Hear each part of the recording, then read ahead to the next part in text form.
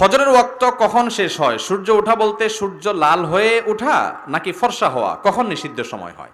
ভাইরা আমার, সূর্য কখন উদিত হয়, আপনি যেই এলাকাতে যেই অঞ্চলে বসবাস করেন এখানে সূর্য কখন বের হয় তখন নামাজ নিষিদ্ধ হয়। সূর্য কখন উদিত হয় আজকাল তার টাইমিং আধুনিক যুগে প্রতিদিনেরটা প্রতিদিন অনলাইনে অফলাইনে বিভিন্নভাবে জানা যায়।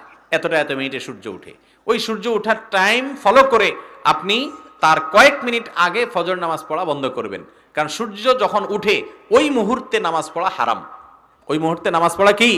সূর্য পূজারীরা এই সময় সূর্যকে সিজদা করে, তাদের সাথে যেন সাদৃশ্য না হয় সেজন্য এই টাইমে নামাজ পড়া নিষেধ। ঠিক একইভাবে সূর্য যখন ডুবে ওই টাইমেও নামাজ পড়া নিষিদ্ধ, কারণ ওই টাইমে সূর্য পূজারীরা সূর্যকে পূজা করে। এই জন্য সূর্য যখন উঠে তার আগে পরে কয়েক মিনিট নামাজ পড়া উচিত না, একদম লাস্ট মোমেন্ট।